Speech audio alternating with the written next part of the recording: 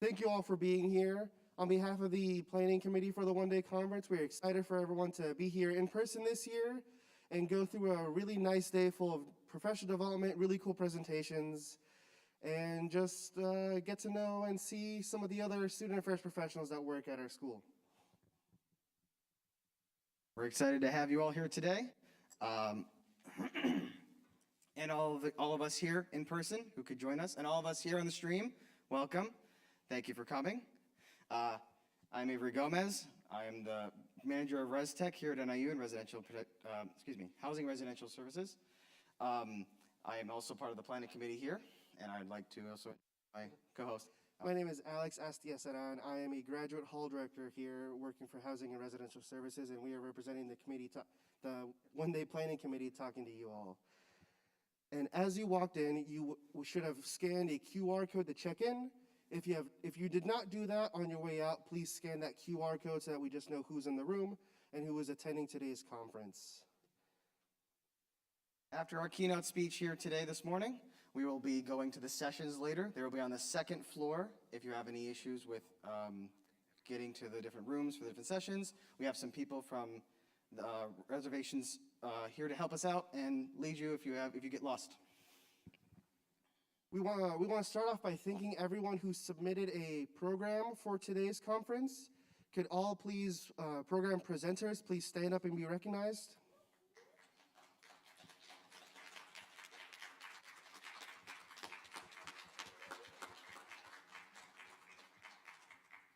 Awesome. I'm looking forward to some of these all of these presentations, but I'm only going to actually see some of them.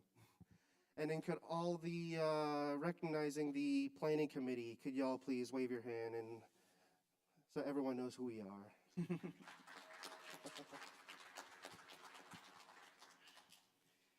Our sessions will be split up into two sections today. There'll be the morning session that will start at 10:10 after our keynote. And then there will be the lunch around 12.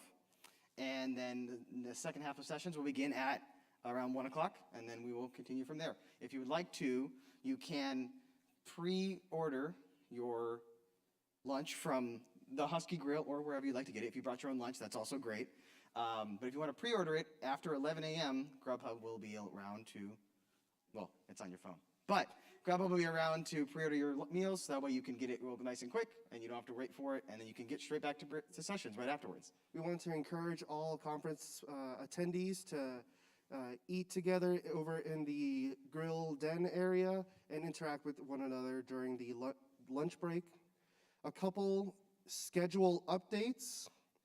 The 10:10 session being presented by Dr. Charlie Fay has two titles depending on the agenda that you're looking at. It is either called Lessons Learned from 46 Years in Higher Education, or it is called Life of Charlie. That is the same session. So whichever one you're looking at, if it's being presented by Dr. Charlie Fay, you're good. And the 1:15 session titled A Case Management Approach presented by Kelly Olson is not being offered today. So if that was one of the sessions you were planning on going to, unfortunately that will not be happening, so you will need to go see someone else's super cool, awesome presentation. All right, awesome. So now we are going to go ahead and introduce our keynote speakers for today. So with us we have Dr. Tim Paquette. He's the Director of Counseling and Consultation Services. He has been here at NIU for 17 years, just kidding. But it feels like For 17 years, he earned his PhD in clinical counseling from Purdue University. We also have Dr. Brian Smith here. Dr. Brian Smith, my apologies. My eyes are going bad today. Brian Smith here. He's the director of the Employee Assistance Program. He earned his master's degree from Aurora University. There you go. And he has over 25 years of experience in counseling, working with all age groups. All right, thank you, everyone. Please welcome our keynote presenters today.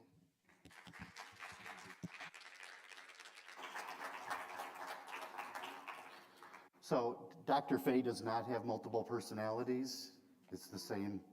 You're good, okay. Right here, okay.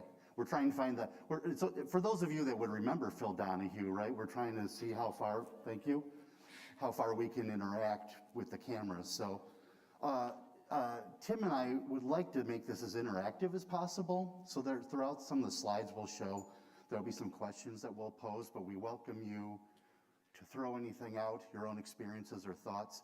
We also are mindful, though, with kind of the layout of the room, that's not as easy to do. So if nobody has anything to do, I'm just going to call on Lauren and ask her to answer any of the questions, because she's a really good. Thank you again. Right. Absolutely. Welcome. Our main goal for this morning is to create a little inspiration or hope. We have the title of Hope, Healing, Helping, and Happiness.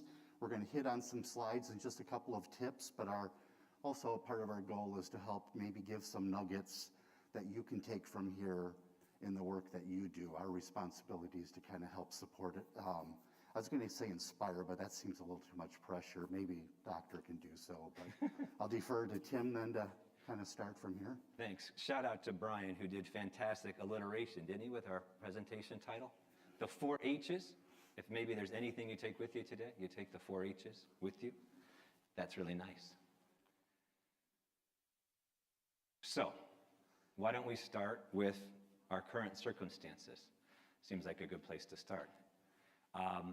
We'll state the obvious. We know that the almost 2 years of our lives, the last few years, have been highlighted by the unprecedented situations that we've had to go through individually and collectively.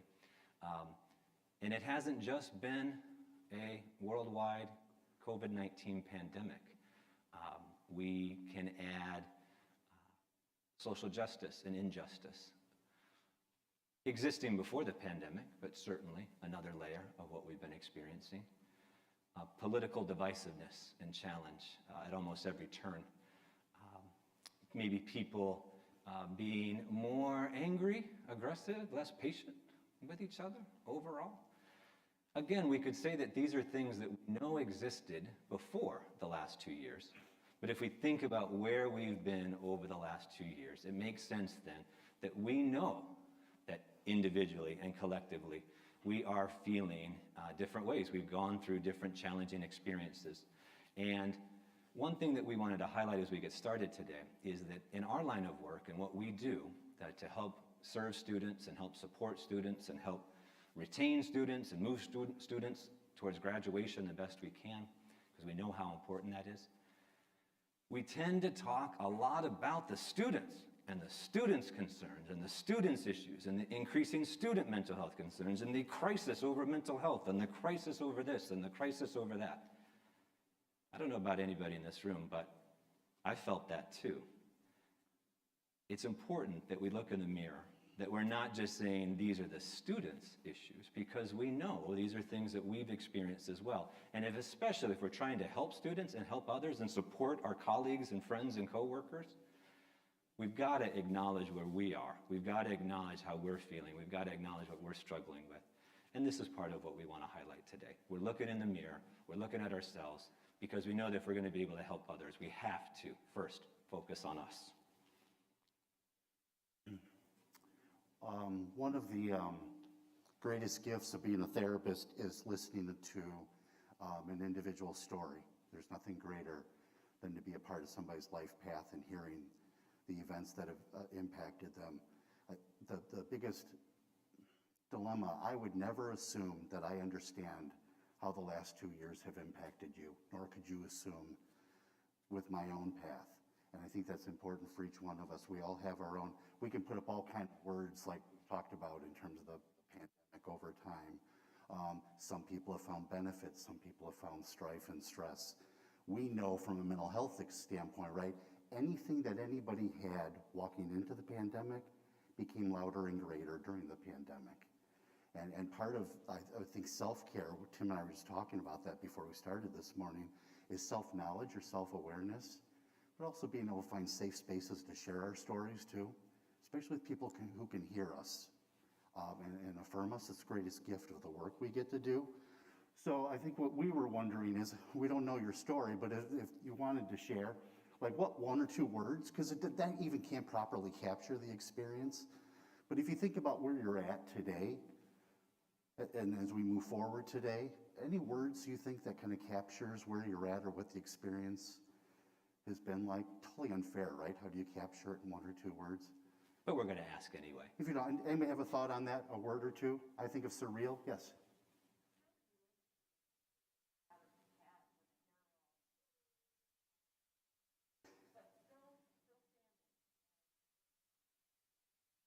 Yeah. Thank you for those that didn't Love that. hear. Still standing and looking forward.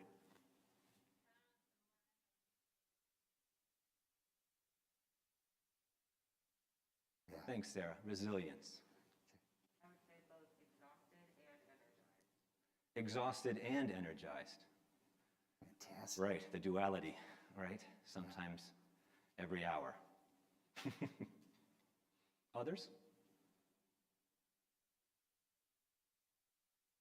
Can I ask why you used energized? It's unfair, I know, but thank you. Okay, good question. I think mostly because I have seen a lot of community, I like the word resilience, and I like the, I've seen a lot of mobilizing and energy, and it has given me a sense of hope, that maybe with some collective effort, we can get out of this and come out better on the other side. So every time I see like a group of people coming together, anything, it gives me a little bit of energy, like, okay, we're gonna, maybe we can. Yeah, thanks, Jay. That's awesome. Yeah, Dawn. Going with the duality, I would say a little bit of pessimism and then optimism. So have that and look from the past, the current, and then into the future. Awesome. Thank you. Thanks. Yeah. Mm-hmm. Priorities, okay. Refocus Refocus, priorities. sure. Yeah. Change and opportunity. Love that language of hope. Mm-hmm. Yeah. This is why you folks are great. Now, we've planted hope right in our question. There's some intentionality there.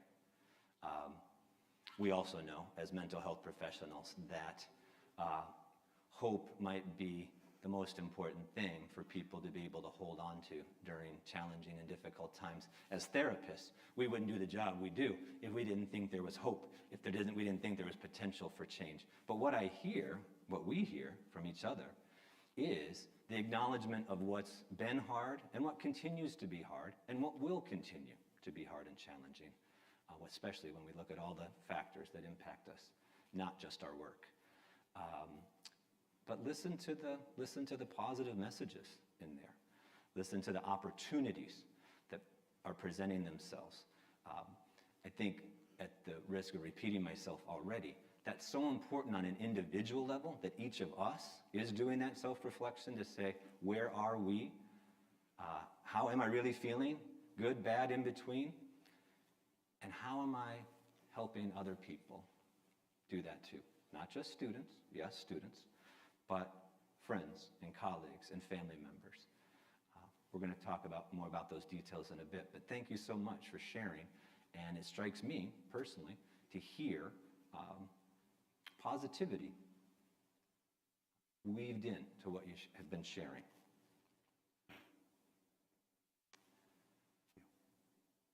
You or me? It's you. It's me. Yeah. Got it. So, psychological capital. It's a nice concept, maybe a little bit fancier than self-care. Same idea. The idea is, if we look at these things, and there's many more than just the four that are highlighted up at the top of the chart here. What fuels us? What are we able to do that we can put money in the bank for ourselves to say, okay, this is helping me, this is serving me. On the flip side, it's also, where am I struggling? What may be, where am I running on empty? What am I not getting that I need to? How do I need to figure out what to prioritize? Someone just said that, what to prioritize for myself. But if you think about all of these different categories, it helps us understand what we're able to put into ourselves, and others, but into ourselves, so that we can build up that capital on a regular basis, right? That we are building up the resources, the support, the coping skills, the proactive approaches to dealing with whatever we might be going through and getting the help that we need, so that we can continue to cash that out, to use the capital example, right? We're going to continue to fill it up so that we can then spend it, if you want to use that terminology. And Tim will talk a little bit about like the mental health crisis a little more as we go on this morning, but this is not based in research, and my colleague and friend might have a different thought on it. I think in my experience in 30 years, a vast majority of mental health diagnoses, what underlies it is fear, powerlessness, and uncertainty. And then our brain embodies natural way of reacting to that to survive.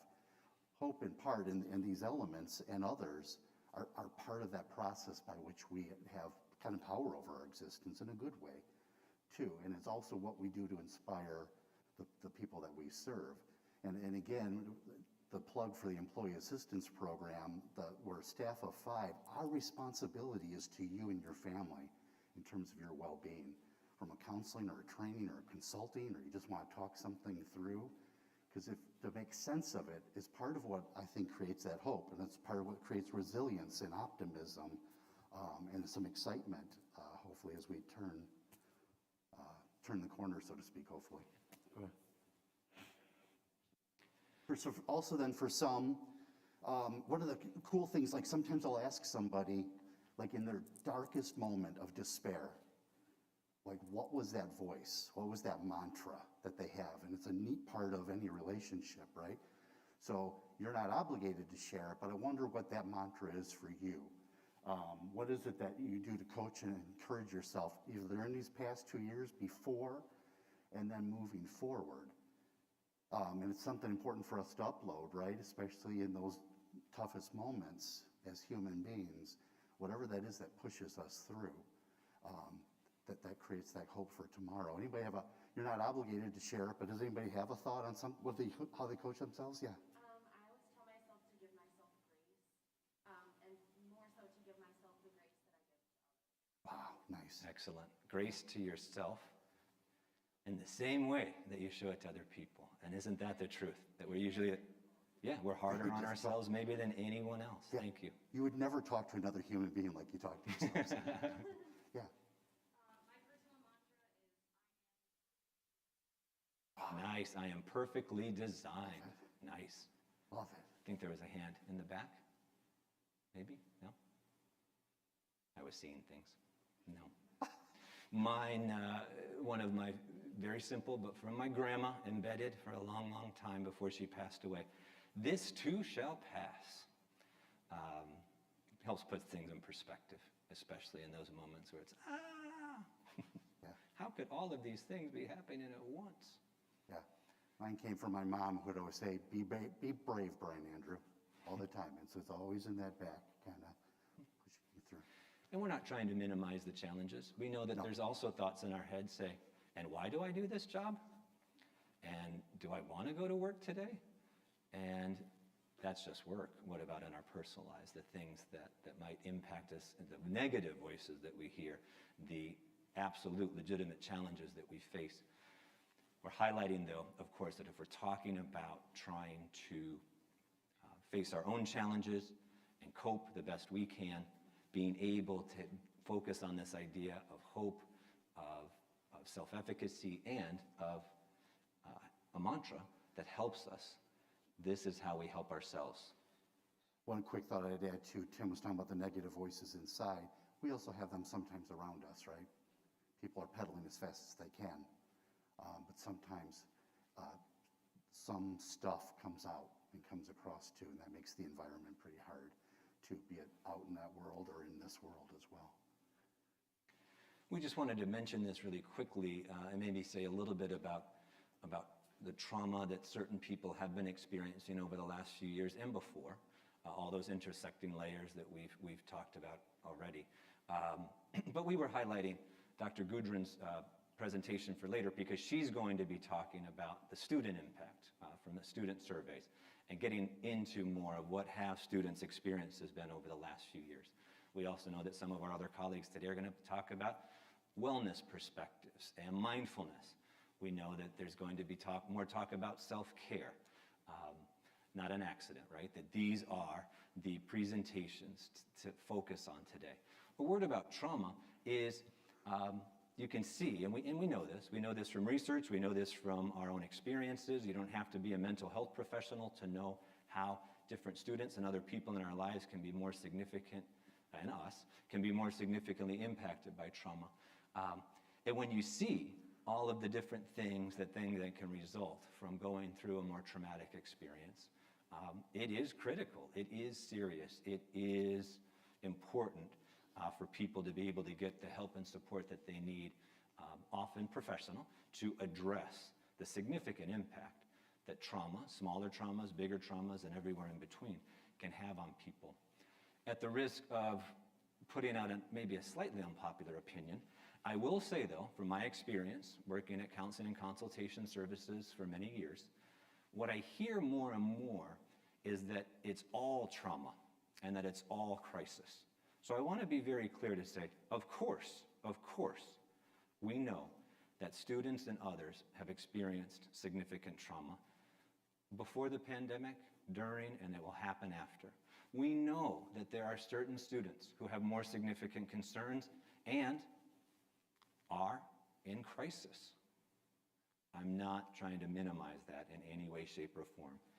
But speaking from personal experience, I think there has been a trend to say trauma a lot, like a lot of things are trauma, a lot of things are crisis. I bring it up because that takes a toll on me, that takes a toll, I'm guessing, on you, and it impacts our perspective of how we are approaching situations.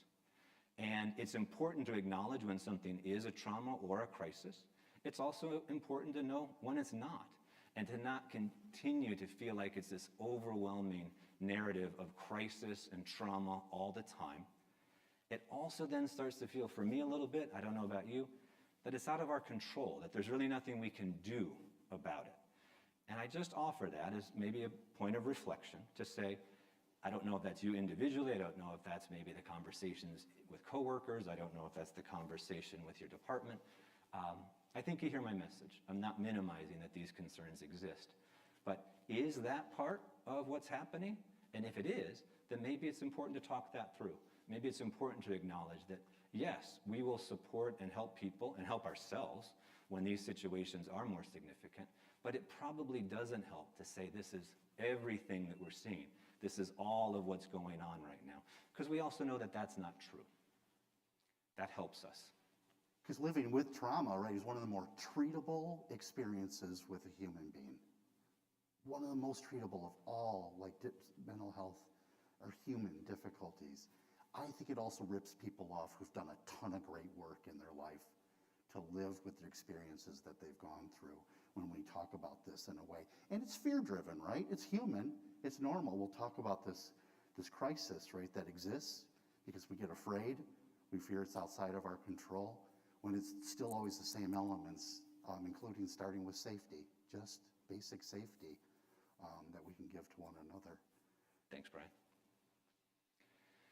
So, moving on to healing, we see our picture here. We know that one, right? We've seen this a lot. We understand this idea that you have to put your mask on first before you put your mask on someone else, right? If someone else is going to be okay, we've got to make sure that we're okay first.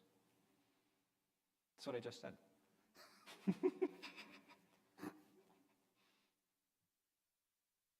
For you, why is self-care important? Might sound like a kind of funny question.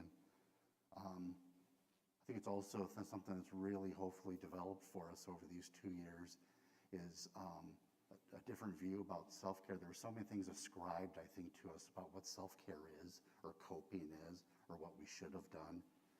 You know, if Tim learned to play the guitar and I felt like crap about myself because I didn't over the last 2 years. Drums. Okay, thanks. I didn't learn the drums either. So what does it mean to you when you hear this term self-care? Anybody care to kind of throw that out there?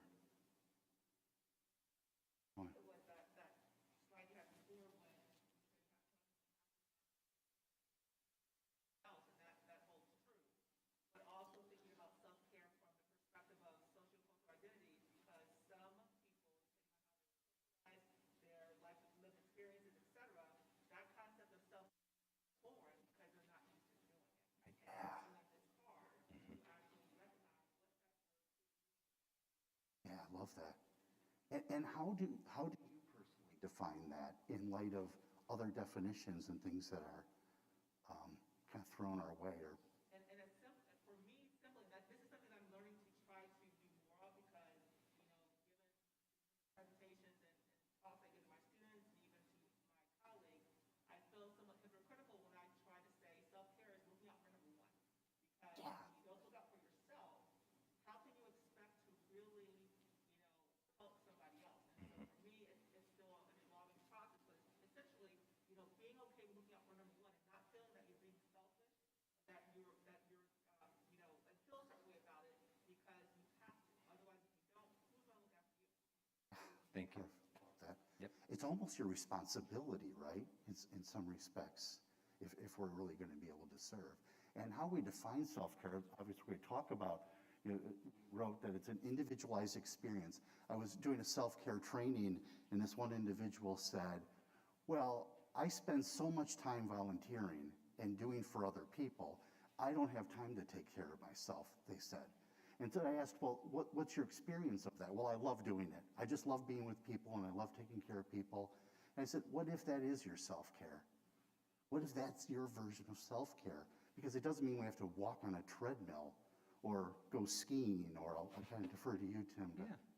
Well, I appreciate that. you Yeah. absolutely in your response highlighting social and cultural factors around that, because we can acknowledge that too.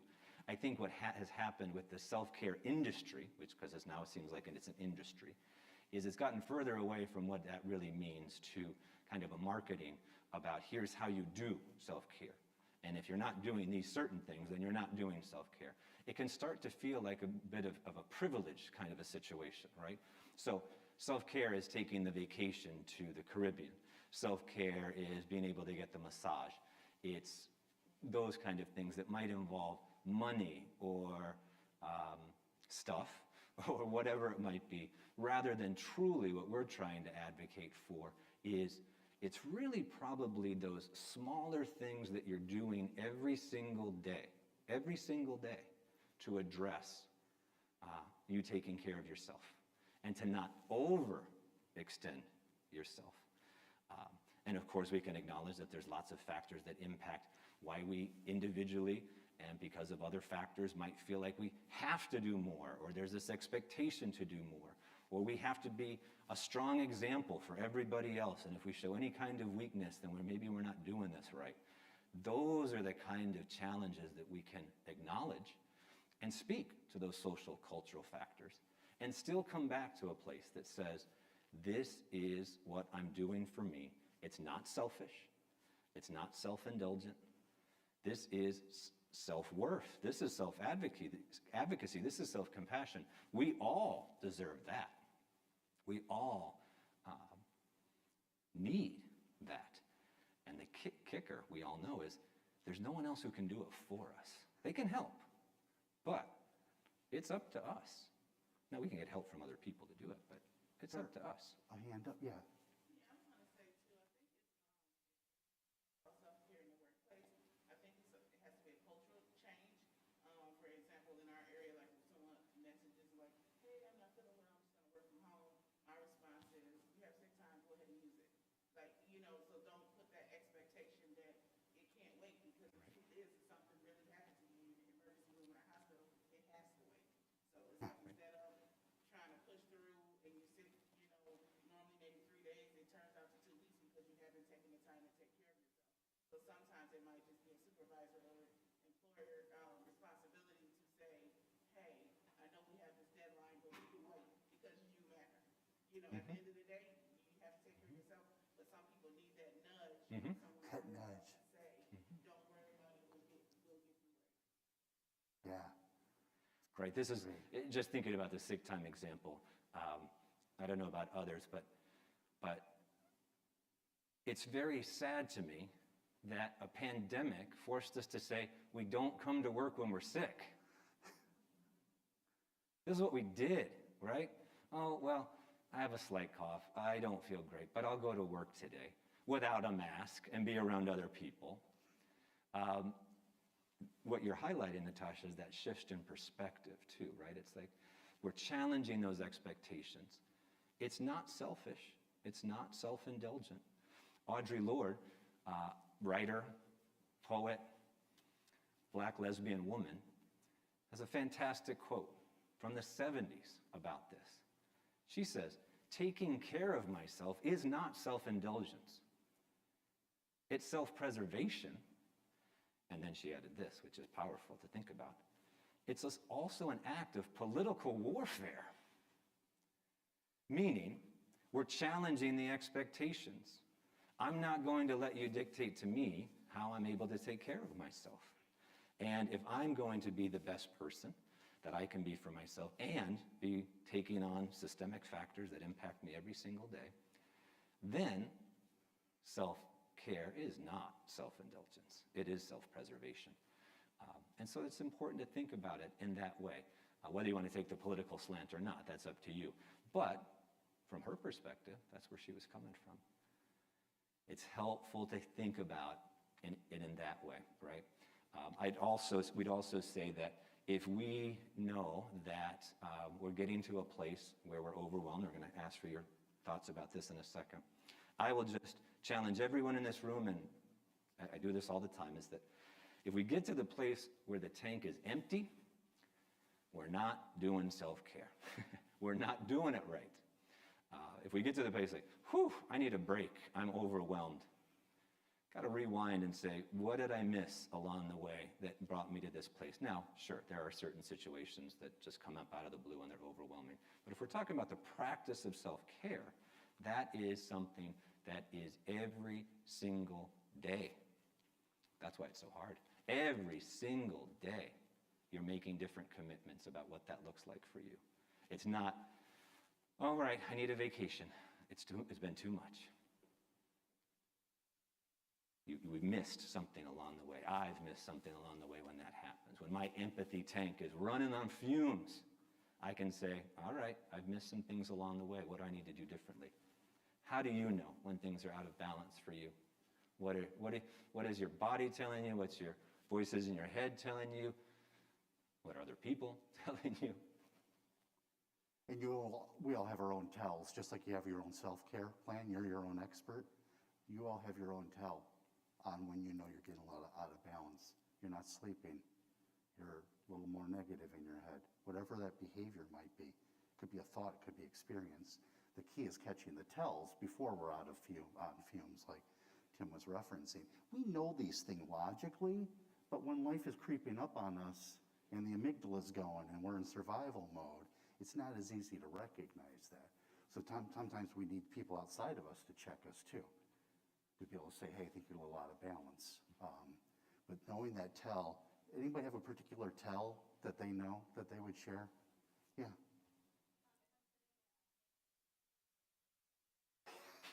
Nice. Yeah. Love it. Yeah. Hand in the back.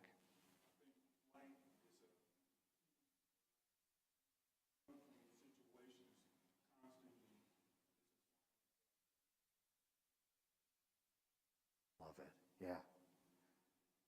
Yes. When your friends or family or coworkers ask you, "Are you okay?" or "Did you hit the tone for the last time?"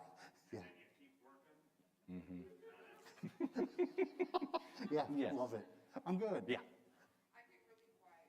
Like, Yeah. I won't talk to, like, family, friends, anyone, and, like, people have to check on me. Because, like, when I just get overwhelmed, I just, like, don't talk. The withdrawal, the isolation, the building of the wall. Yes. I get sick. I physically feel it. I get headaches. I feel shaky, and Sure. Feeling physically run down. Yes. When I find myself staying up later and later every day because I don't find time for myself during the day. Yeah. Thanks. And I think for me, it's everything on that list. And I'm making a collection. Yes, one more time. The Employee Assistance Program is available. We got your back. For- We're here. Yeah. Faculty and staff who need support. Sorry. Go ahead.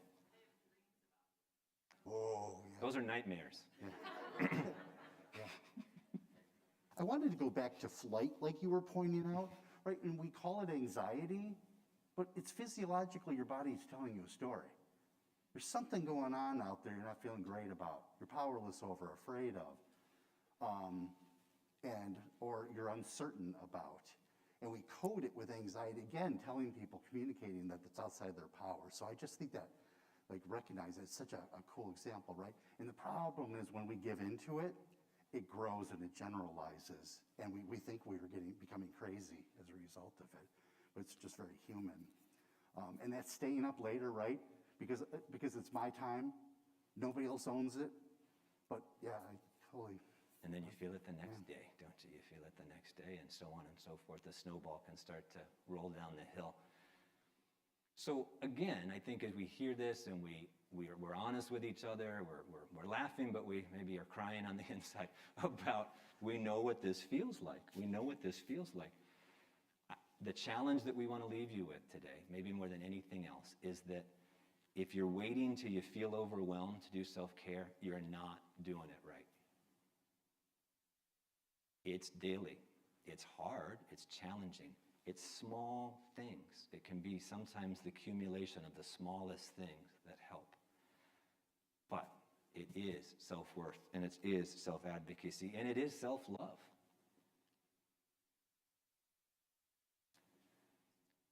So, more examples. Yeah, I put this up too, in part to make fun of myself too, right? Because this is what we do. You know to light a candle, play music, or do whatever is specific to you. Those aren't always helpful. They're neat to see. But again, it's part of the problem with it is like going, well, Lauren hasn't done that in 6 months. There must be something wrong with her. Versus again, it's all about your individual. Sometimes we have to minimize what we see and read in terms of coaching us. And speaking to colleagues and friends and co-workers today, we can talk about smaller things that also might have really large ripple effects. I'm not going to call anybody out here because I'm guilty of it myself, but how many of your meetings every day go right up to the hour? Or over? Why do we do that? Right, Andrea? Why do we do that? Why are we not finishing at 50 minutes? Now, there has been a little bit of a silver lining in the pandemic, right? I feel that meetings sometimes, especially the online meetings, tend to move a little faster, and we might even have the opportunity to end early. What? Early? Think about that, though, from both a kind of expectations and just the daily norms that we get used to, and trying to challenge that both individually, collectively, and systemically. I don't know if anyone here knew Chris Dahl when he was here as our director of Recwell. He would always talk about upstream solutions to solve things at a systemic level, rather than waiting for things to flow downstream when it starts to realize, oh, we've got a major issue here. How do we address things at a higher level? One simple thing he said that was simple, or not simple, but one thing he said that was systemic was, why do all professors have midnight deadlines for assignments? We talk about the importance of students taking care of themselves. Now, I don't know about you, I have some students at home in my house who say, I like that midnight deadline, it gives me more time to make sure that I get things done.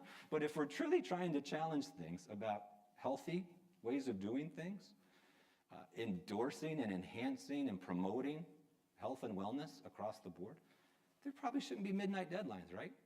And for us, let's try not to go to 60, 65 minutes for every meeting that we're in. Just examples, things to think about that aren't just individualized for our day-to-day lives, but also things that we deal with on a regular basis that maybe we can say, you know what, let's take a step back. Why are we doing this? Think about those examples in your own life. As we move into talking about happiness, one of the things, a key to mental health, another logical thing we know are boundaries.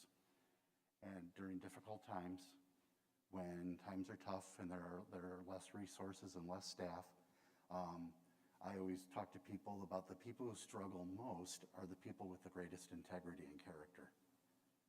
Because you can't let something fall. Somebody can say, do the best you can. Just do what you can with the time. But it's hard when you have really cool character and integrity and care about human beings. And so it's harder to set boundaries so that you don't have to stay up later to carve out that time that you know you need for yourself to refuel. And sometimes setting boundaries in your head, you're going to feel guilty. and you're gonna almost think you're being selfish. But sometimes what human beings and systems need most are for you to set boundaries. Because the more I can rely on Dawn to do the things that Dawn does, the more maybe I don't feel compelled to change something, right? And maybe it compromises who you are or want to be. And so boundaries, they're hard to set too. They're really hard to set. Like Natasha was saying, I should stay home sick, right? But I've been socialized that you go to work and you suck it up and you push it through because Tim's going to be at work and he's going to think less of me if I stay home. Well, that's kind of true. Or whatever we do. That's nice of you. No, it's not true. But actually, Natasha, your point was people say, I'll work from home Yeah. when they're not feeling well. When really it's like, I think your point is, use the sick time. Yeah, that's why it's there. Don't work. Oh, that's what you said? Okay. Yeah. No, you're right. I said it backwards. So we know about brain chemicals, right? We know about how they impact, certainly, things like trauma and anxiety and depression. And we know there's that biochemical component many times to mental health concerns. And we need to also remember that there's lots of ways that we can positively hack in to those chemicals. Quick hits, especially when we're out of balance, those quick hits. Yeah. Go ahead. Yeah, that. Yeah, we Oops. We didn't double check. it's one of those. How about we go Sorry, through man. all? Does it get? Yeah, you can see that, I hope. Well, let me ask you, what is it you do? So another concept we often talk about is giving to get. So we can give to others what we want to be able to get. And sometimes that can feed us depending upon your self-care, right? So these are things we've talked about, right? Do you have other thoughts on what you need from each other or what you think others might need as we move into the future? Or does this kind of capture? Yeah. Empathy.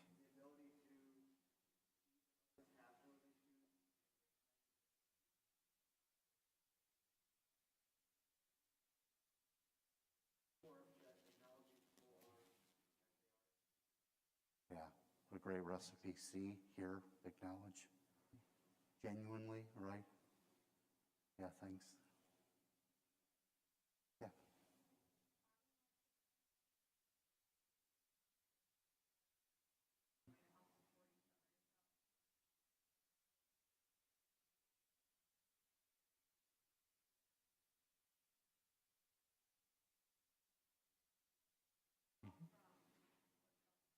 Yeah, it's cool.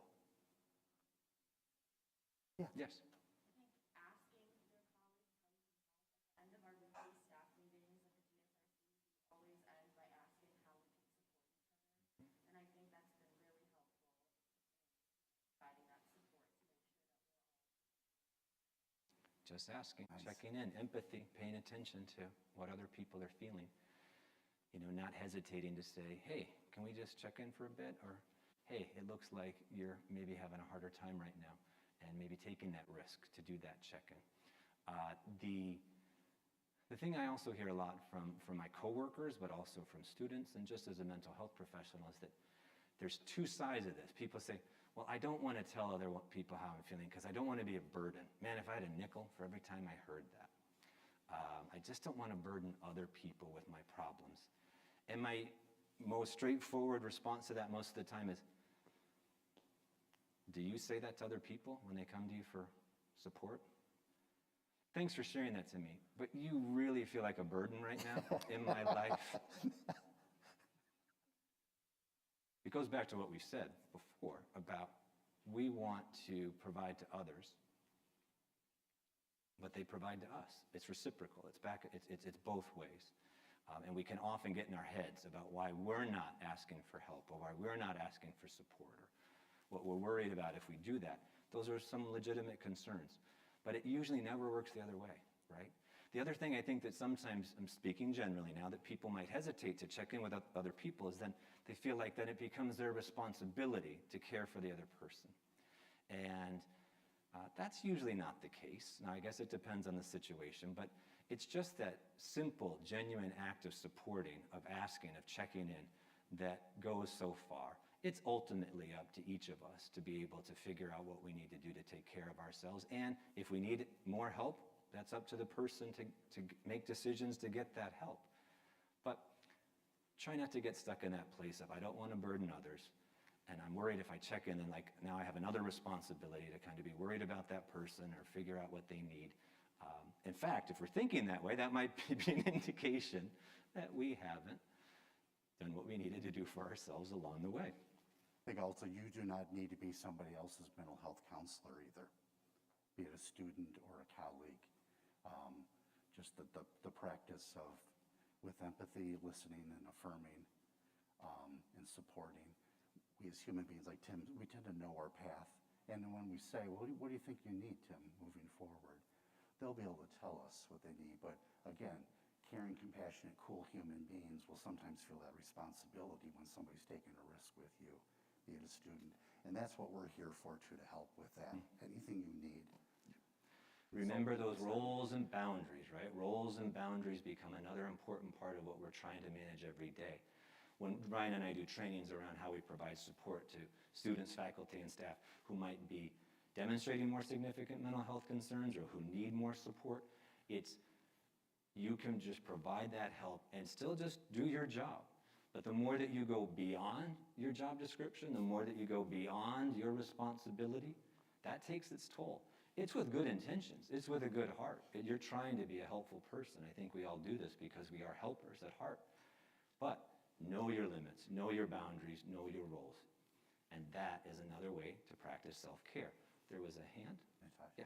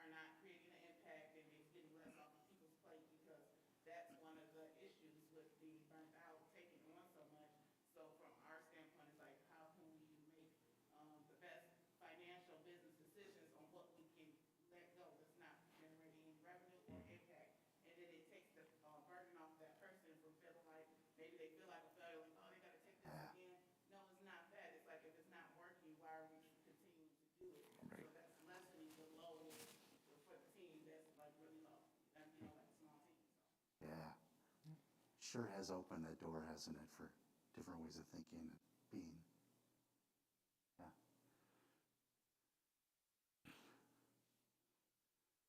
Questions, comments, complaints? Other words of advice or thoughts you have before we break? It's cool to see human beings in person again. Tim, when we met downstairs for coffee, he's like, and genuinely, he's like, it's really nice to see you in person again. It was kind of the coolest gift, right? Because it's one of the things that I kind of miss. It's kind of cool to see everybody. As we wrap up, we know you probably, maybe you're even sick of hearing about self-care. Maybe the eye roll comes when you hear about self-care. I hope, at the very least, what you leave here with today, our hope, is that as you're thinking about those 4 H's for you, how does that help you take a second to reflect about where you are right now and what you need to be doing for yourselves? That will continue to be important. It has always been important. It has been more important over the last 2 years, but it's going to continue to be important moving forward, even as we emerge from the pandemic, right? This is day-to-day stuff. And the more that you are able to say, okay, here are the specific ways I'm trying to practice taking care of myself. I'm trying to make sure that I'm in the place that I want to be. And if I need more help with that, I'll get more help with that. If I need to talk with other people, if I need to meet with a counselor, if I need to have a consultation session, if I need to talk to my supervisor, you're taking those steps. That's our hope. That's our hope. And that you're doing that every single day.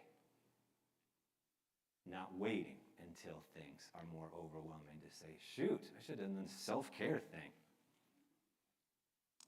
Thanks very much. Lauren, Oh, any yeah. final thoughts? Oh, Lauren. Because I care about you and think you're cool. You're a cool human being. No. Thanks, you. everybody. I appreciate it. Oh.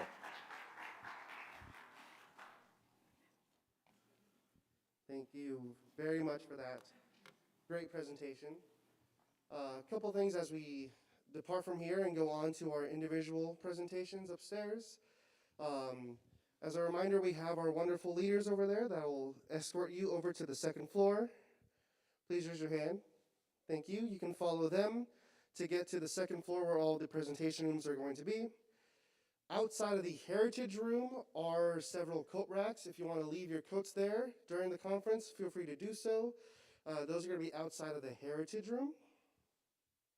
And then this is going to be your first of many, many reminders today. When you came in, we gave you all the program at a glance paper. At the bottom of that is a QR code that leads to the evaluations for today. It's the same QR code for every program. You're just going to click which one